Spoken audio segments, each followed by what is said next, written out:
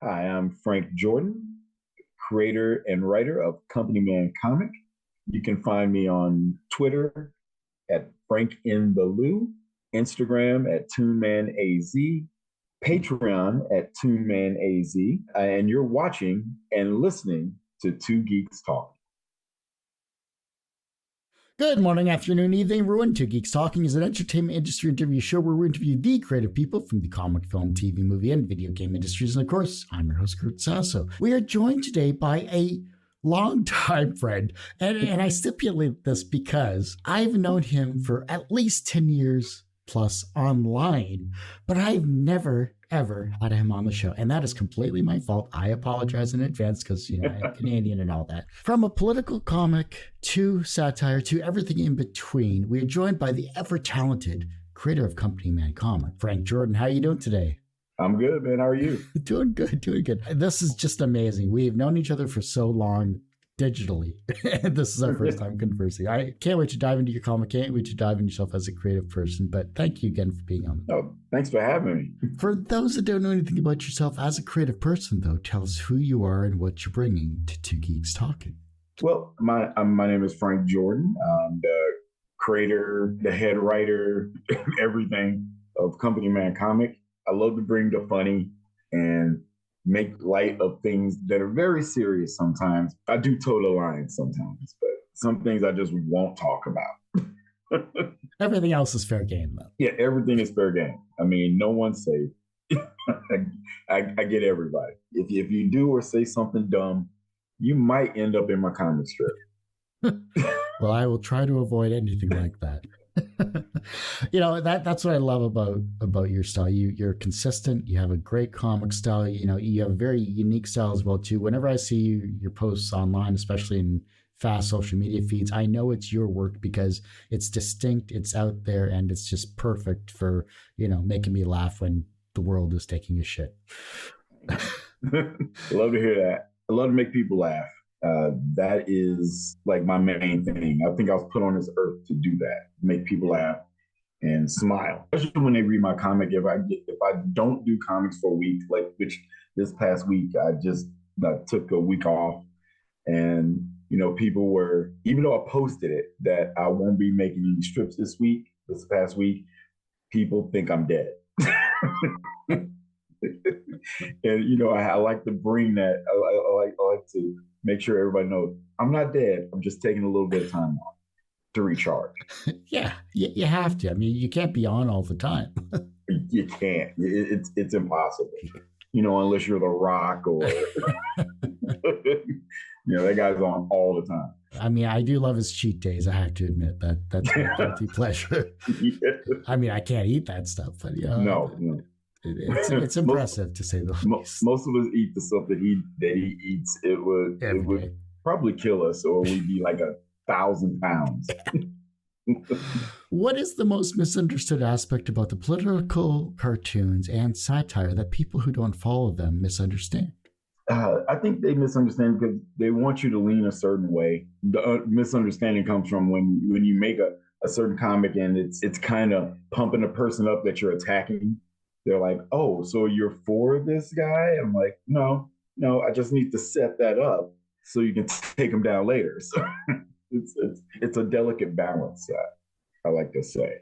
What's the hardest part about comedy, especially in comics in today's world? Because I think that's one thing that can be divisive, I should say, and split the aisle type situation where you're trying to be consistent in your message and your comic style before panel act. How has it changed from when you started Company Man Comic to today's standard? Well, back in the day, you could definitely be more biting. My comic is very current. It's very in the now, what's going on right now. It's immediately dated as soon as the next day comes. From back then, when I would never sleep basically because I'm always trying to get the first comic out. And I've learned, I'm like, I can't keep that up. So I may do something that happened a couple of days ago, and people like, or actually, if I don't do something like immediately, people like, oh, you need to do a comic on this. I'm like, I'm already on it. This comic landscape it's easy to get canceled. And you definitely got to, like I said, toe the line on what you can and cannot say and what's funny. Well, let's just say I'm on my 6th go round with Twitter. I've been banned 5 times. What was the first time? First time I got banned, I think I made fun of Matt Gaetz. I made fun of Matt Gaetz, and I think his people didn't like it because that's how I know they've seen it. Oh, you've seen this, and then you get that little message from Twitter that you said something, and you need to they basically told me to apologize, and I said I'm not apologizing, and then I made fun of Twitter for sending me that. I was like, well, this is going to be a banning right here. It feels like the old guy in The Simpsons. That's a banning. That's a banning. You've had a wonderful long career. When you first started this comic, what was your concept, and what was the first thought that came to mind when you started Company Man Comics? Well, it was basically, I used to work for a media group, and I draw what I know. So it was, I was on a bus. I was living in Phoenix, Arizona.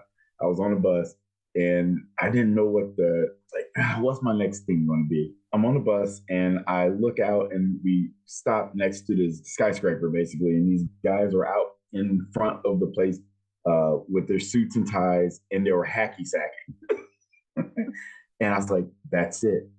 That's the comic. It's these 4 dudes, and that's basically why I started with these 4 guys. Just went off from there. And when was that? When did you start this? That was in 2000. Wow. 23 years of making a comic. 23 years. How have you survived? I mean, besides coffee and, whatever illegal drugs are available. I don't know. I mean, I eat the souls of babies. So you work for Twitter support? Yeah, pretty much.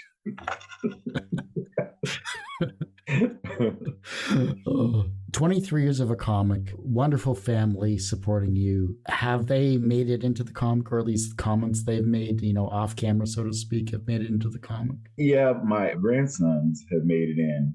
They were in like one when there was 2. Now there's 4. So now I gotta figure out a way to work the other 2 in. So I mean, they love it. My son, when he first read it, he let his friend read it, and his friend's like, dude, your dad just doesn't give a rip, does he? He just goes after everyone. He's like, yeah, he does that. It's fun. I mean, when family members make it in, they're like, oh, you got to draw me doing this. I'm like, no.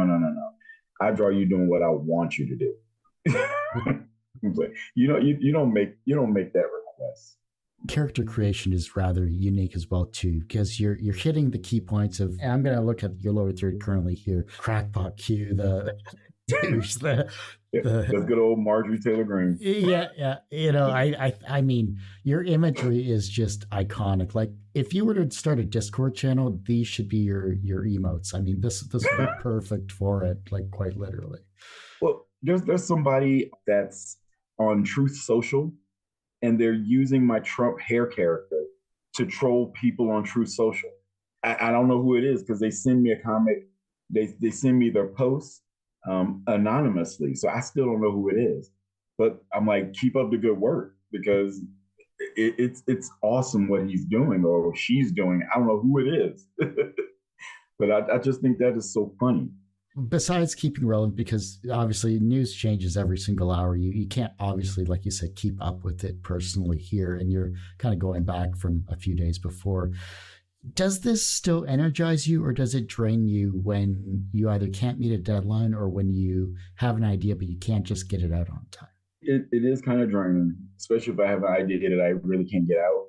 But normally it's like right now I'm watching MSNBC right now. When the whole Trump indictment thing happened, I was like over the moon, because I'm like, oh, this is going to provide me with awesome ideas for a long time. It's kind of draining. Like I said, I took a week off because I'm like, they're just doing this debt ceiling thing. I'm like, that's not important to me. I have enough debt as it is. It doesn't need a ceiling. Right. Right. I was like, eliminate my dad. Jeez. Yeah. So much for the working class, right? Yeah. Right.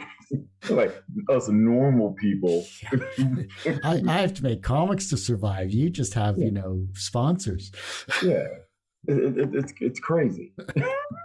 The comic convention scene has also changed a lot here as well, too. Talk about when you started going to comic conventions, showcasing Company Man to where it is today, because besides the pandemic that kind of gave us a 3-year gap, how else have you evolved, not only the promotion of the comic, but what has been the reaction from, say, fans, not only online, but face to face with the comic Well, itself? it's been awesome. I mean, the whole pandemic thing is it's kind of like the blip in Marvel movies, Yeah. because everybody's like, what were you doing before the end times? But going to these Comic Cons has been awesome. I mean, I love San Diego Comic Con. I love the local Comic Con, Phoenix Comic Con. I did like a couple of panels, and it was my first time signing an autograph. That's like, it's like catnip. It's like once you have it, once it happens, you're gonna want it again and again. People come up to me. People found me at San Diego Comic Con, and that's huge. Like walking through the crowd, they're like, "Oh my God, it's Frank," or "It's you," or they'll say, "You are Connor, aren't you?" I'm like, he's loosely based on me. Oh, that's great. Yeah. Let's talk about your characters as well, too. You have a large cast of characters, but who are some of the main characters, and who are some of your favorites that you just love to go back to? Well, my favorite characters are, I mean, it's Ron, the guy with the huge fro, Connor. You got Eddie, and he's the blind one, and Colin. He's our staff Republican. I mean, he's the butt of many jokes. I mean, he gets beat up a lot, but as he should, because he's a turd. The turd, will that become a character? Well, actually, I do.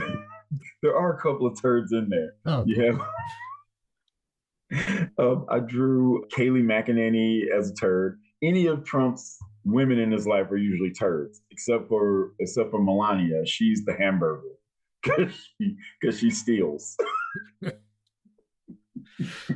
I mean, I love the character. I always have to figure out who I'm going to draw somebody, a high profile person as. George Santos, the liar. I drew him as an elephant liar, like the instrument. I draw heavily from Doonesbury is one of my favorite comic strips of all time. I got a chance to meet Gary. He loved it. He was like, dude, keep this up. It was awesome. The fact that you had a mentor and an inspiration tell you to keep going like that must have put you on cloud 9 for the Oh next... my God. You couldn't tell me nothing. It was great. Where did you meet him? At Comic-Con, actually. And it was outside of it. It was in the gas lamp. I was at this restaurant, and I'm like, that's Gary Trudeau. so I'm like, yeah, I'm gonna go and say something to him, and we start talking. He's known for not going anywhere. So That's awesome. That's amazing. Yeah, we have similar friends in the webcomic community in those scenes here as well too. Being in the industry as long as you have and being an independent creator, who have you kept in touch with and connected with, either with crossover events or maybe just shared ideas and bounced ideas off of each other? Yeah, Lucas Turnboom. Mm-hmm. Nice guy. I mean, great friend of mine. I mean, I love that guy. Every time we're at Comic-Con, we do the drink and draw with him, Tom Racine, Yeah. who's doing these amazing voiceovers and poetry now. God, man. At a time, I did know Scott Adams, and I knew he was a jerk because he was a jerk when I met him. And now all of a sudden he doesn't want to help Black people anymore. I'm like, no one was asking for your help. I'm sorry, did I have a T-shirt that said, I need help? Right. That's like, I'm like, no, I never asked you for help, dude. Also, George Gant, who just got a Webcomic Award, a Glyph Award. That's awesome. I've known him I've known all these guys for years. It's a small community. I mean, when I started this in 2008, like I was interviewing all the webcomic creators because that's all I had connection to, and just see where they came from and to where they are today. Some are working in DC and Marvel, others are still doing amazing works with their independent comics, like yourself as well. Like, it's just great to see that this community still supports each other, no matter what the case may be, and to share and showcase, especially on social media. Why do you keep doing this? Why do you keep doing this comic? I keep doing it because it's kind of my baby. It came at a time when I wasn't drawing. I took like 3 years off of drawing. An ex-girlfriend of mine gave me a little drawing, a Moleskine book. And she's like, draw your truth. That's what I do it for. And you're here. You're still here. You're still going strong. You definitely have enough content to last your lifetime and then some, I'm sure. At last count, I've done over 3,800 comics. So there's a couple of books in there. Are we going to see an omnibus of your series so far? Hey, hopefully. I'm what they call lazy. I don't want to do a book myself. I'm like, I might have a ghostwriter. put together my treasury. That's why don't you do a digital collection of everything? I think I might do that. Yeah. Because I can get that out to a wider audience, and I've already have the title for it and everything. Oh, now I have to ask, what is it, or are you keeping that a secret? No, I can say it. I don't think anybody's gonna steal it. I did a comic back in, I want to say 2015, and it was about the KFC had a sandwich. It was a sweet sandwich, but it was kind of like the Double Down, yeah. But there was a sweet version of it, and the line in the comic was, "We're all going to die a sweet and chickeny death." Because everyone's going to eat this thing, and we're all going to die from it. So. Do you want to die of old age or diabetes? I mean, that's right. Kind of like 6 of 1. Exactly. Well, what's the phrase? I'm not here for a long time. I'm here for a good time. Right, I'm here for a good time. And most of that involves, eating chicken, I guess. What was the first experience where you learned that language had power? Oh, I was living in Arizona. I drew a comic strip and made fun of the then Governor Jan Brewer. I had drawn her as a dumb, prickly old cactus. I didn't think anybody important would have seen it, but no, her office seen it and threatened me with litigation.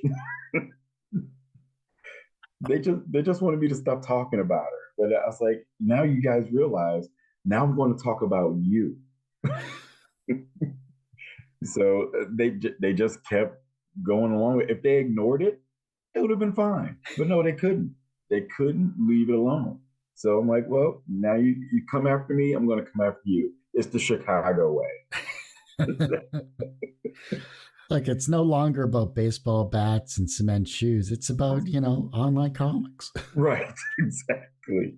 That's when I knew. I was like, okay, my comic strip is reaching people, and some people don't like it. I got the entire membership of the NRA mad at me for an entire summer. I called their spokeswoman, Dana Loesch, or however you say her last name. I called her a filthy dick bag. It's not bad. But she responded with a God bless. And I was like, I responded with a, hey guys, that filthy dick bag saw my comic. And I was the subject of so much hate mail, constant NRA podcasts. They were talking about that clown in St. Louis. I was like, let your hate flow through you. Yes, I live on this. Let's go. Excellent, Smithers. Excellent. Exactly. Excellent. You're usually asked, what's the wisest piece of advice or what's the most bullshit piece of advice you've ever received? But what is the second wisest piece of advice that you've ever received that has stuck with you in your career? Keep drawing. That's it. I mean, that's someone just says, keep drawing. There was a time I met, Sparky, Charles Schultz, and I asked him, my name is Frank. Is Franklin drawn, for me? He goes, possibly. And it was a great meeting, and yeah, he told me to just keep drawing, keep it up, keep going. You almost need to have a retrospective of people that have inspired you and given you that positivity to keep going. Like I even just something out of the blue, just something like a collage of people that have put you on this amazing path that you've had, whether they're still with us or not. And I think that would be a wonderful post to have. So if you find it in your break to draw something simple and quick and whatever, I think that would be a great benefit to those that have supported you throughout the years. Yeah, that's a good idea. that way it's not negative and you're still having a good time with it. Right. Dealing with this stuff in a comedic aspect that you do is wonderful, but it's got to take its toll on you though. It does. I mean, sometimes I just get like really tired, mostly of people's bullshit, but I get really tired and I was like, you know what? Is this even worth doing, making fun of these people? Because they'll just keep doing and saying stupid things. But then again, I was like, well, that fuels me. So I was like, yeah, keep saying and doing dumb things because I'm going to keep making fun of you for it. And I tell people, it's like, if you think you're living rent free in my head, think about this. I'm a slumlord. I will use that to my advantage. It's like, you ain't living rent free in my head. No. You're trapped in here with me. That's what you got to deal with. You should have played Rorschach in the Watchmen series. Totally. Like, as good as that actor was, I think you would have been much better. Oh, thanks. Not saying you're crazy or anything. I'm just saying, like, Oh no, there's a part of that. Yeah, I used to do stand-up comedy, so you got to be a little crazy to do it. So. You just segued into a completely different direction here now. Craziest comedy experience in stand-up that you had? Meeting Chris Rock and Jerry Seinfeld at one of my shows that I opened. Damn. I was at the Comedy Store in LA, and I got done with my set, and I was in the green room. In steps Jerry Seinfeld and Chris Rock. I was speechless. It was so surreal, and I'm like, is this actually happening? They come in and they're Chris Rock and Jerry Seinfeld are exactly that. They are who you see on stage is who you see in front of you. They are amazing, and they had a couple of notes and basically punching up a couple of my jokes. That's it. And it was awesome, man. Comedy legends and icons in that regard, and they just had a couple of notes to punch up your jokes. Like, yeah, just a couple of notes to punch up my jokes, and I'm like, after that, you couldn't tell me anything. I was like, yeah, that was a cloud nine moment right there. This now reinforces the positivity comic collage you need to put together because you've just listed 4 people already that have given you inspiration to keep going with what you're doing. If that isn't a strong enough message to say you're on the right path in life, I'm just going to stop right here because that's it. Like, well, this whole writer strike thing and that's going on in LA right now. So I had, my intellectual property was wanting to be purchased by Universal. Flew out to LA and everything to have meetings. That writer strike happened. That first one happened. They canceled all meetings. And they said they're going to reschedule, but they never rescheduled. So, but I figure if it happened once, it can happen again. Look, the fact that you got into that step into that door. Right. That's just a given right there. And all you have to do is keep on promoting it and Yes. Somebody will see it again and they're like, hey, we want to buy your intellectual property. But see, Universal wasn't trying to give me back end or anything. They just want to take my product. I'm like, no. Yeah. And change it to whatever the hell they want. Yeah. I'll say you're gonna give me $80,000 for my intellectual property and you're gonna make millions with it. Nah, I don't think so. I need to wet my beak a little bit. I need percentages, not right. Not a lump sum. Yeah. That's what the money is. It's on the back end. Hey, if George Lucas can do it, Exactly. I want the George Lucas money. But then you have to sell your soul to Disney. But it is what it is. Is that really a bad thing? You'd be a princess. I mean, yeah. Next thing you know, Jar Jar Binks is in my comic strip for some reason. Wearing the mouse ears, Yeah. Oh God. Everyone usually has one person that inspired them on their path to where they are today. Who was that for you? My mother. She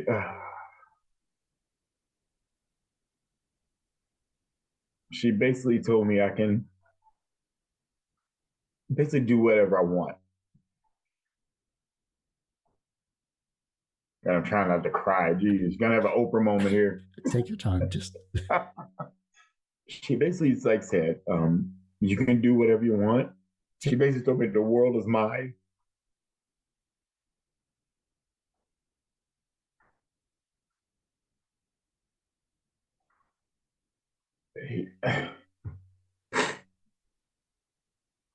Yeah, that's it. Yeah. She basically told me the world is mine.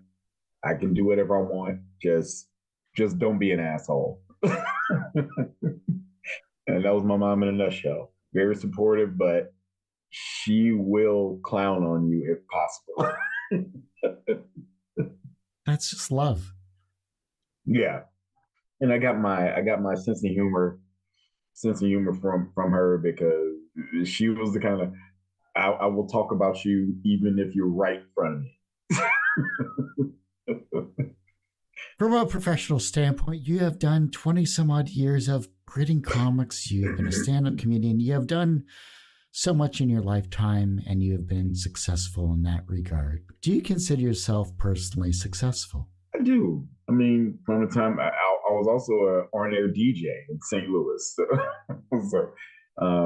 I've done a lot. I've had a lot of great jobs, awesome jobs. Got to meet a ton of people.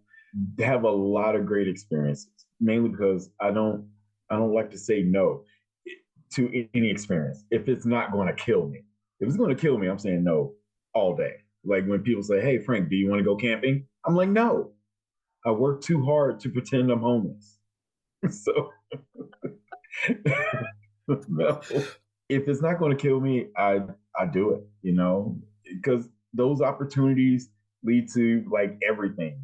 Meeting Charles Schultz, that was just an opportunity. Meeting Gary Trudeau, it was an opportunity that I saw. I took it. So then who's someone you want to meet? Someone I want to meet? Oh man, Dave Chappelle. I would love to meet Dave Chappelle. I just love to talk to him, pick his brain. Man, that guy is just awesome. He's hilarious. He's inspired a couple of comic strips that I've done. I just want to meet him. The reverse of success is failure. How do you deal with your failures? Take it with a grain of salt. It gives me an opportunity to get better. I mean, that's if someone gives me any kind of constructive criticism. I'm all about that. Like if somebody says, "Hey, your comic sucks," and I'm like, "Well, why does it suck? Give me a reason why it sucks so I can get better." That's the only way I'm going to get better. I mean, and those who don't provide constructive criticism, I will go after them. I'm like, so do I come to your job and knock the penis out of your mouth? It's just constructive criticism is very important to anybody's development process. The problem is, though, with constructive criticism, not everyone can actually give proper constructive criticism. True. Like some people think they're being constructive, and I'm like, and I'll be the first to call that out. I'm like, oh, that doesn't help me at all. I was like, give me something that I can work off of. I get it all the time when people's like, you're like, well, somebody called me an untalented hack online on Twitter. And I was like, sir, or ma'am, I don't know what you are, and I don't care. But if it's one thing that I'm not, I am not untalented. I'm a very talented hack. Oh, but that's just expertise and experience of 20 years of basically pent up comedic rage. There you go. I'm gonna use that. Wait, please do. Rage. Quote the Canadian on that one. That'll be that'll work out well. And just put me as a maple leaf, and a maple leaf. Yeah. Okay, I'll put you. Maple leaf with glasses, if you can do that, that'd be great. Oh, done, totally. Yay! It only took 20 years for you to get on the show, and and now I can become a character. I love it. I'll put you in there as my Canadian conscience. Yes, thank you. Even if it's just like on a shoulder or something, whatever. I'm fueled by maple syrup, and a Canadian goose is my devil. So, did they make a maple flavored Canadian goose? Well, I mean, to be perfectly honest, the devil in Canada is a cobra chicken. So the cobra chickens. I love that. Well, we have a lot of geese here in Missouri, in St. Louis. And there's a road called Page Boulevard. So there's lakes like in just weird places. And these geese will walk out into the street. Mm-hmm. And now Page is a major thoroughfare. Mm-hmm. They stop traffic. And I was behind this guy. He gets out and tries to herd the geese back onto the sidewalk. Yeah, good luck. And they started attacking him. I'm like, and as he was doing this, I'm like, dude, don't do this. No, you don't want this smoke. You don't want the smoke. And then they just start flapping their wings and coming at him, and he just runs back into his car. Yeah. You can lose an eye. Yeah. I was like, do not mess with these geese. They will destroy you. Yeah, it's actually, if you, it's illegal to hunt them in Canada. Oh, yeah. They're protected here, too. Okay. Yeah. I'm like, these things are huge. I'm like, they're the size of a small kid. And you trying to hurt those? No. Especially if they have their chicks around. Yeah, you are not getting within 5 feet of them. No, you're done. You're done. They're going to make an example out of you. Yeah, you're taking your life into your own hands. Even the police will just say, yep, death by goose. All right, let's go to the donut shop. The younger generation is looking at your work and they're becoming inspired to be creative in their own way. And the fact that you have the younger generation with you, with your family, looking up to you as an inspirational person, maybe you're inspiring them to be creative in some way, shape, or form. How can they inspire the generation that follows them? Basically, my mother told me, like before I went to college, she's like, I'm going to give you some life advice. And that life advice was, don't be an asshole. It takes so much less energy to be nice than it does to be a dickhead to somebody. If you're mean to the generation behind you, they're going to be mean to the generation behind them. So you basically got to teach them, just be nice to each other. Like Bill and Ted said, be good to each other. That's it. It's just as simple as that. And if like I say, if you're nice, if like people are nice to me coming up, I want to be nice to people coming up after me.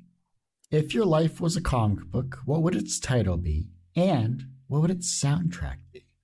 Oh, the title would be, it'll be Funny Angst, the life and times of Frank Jordan.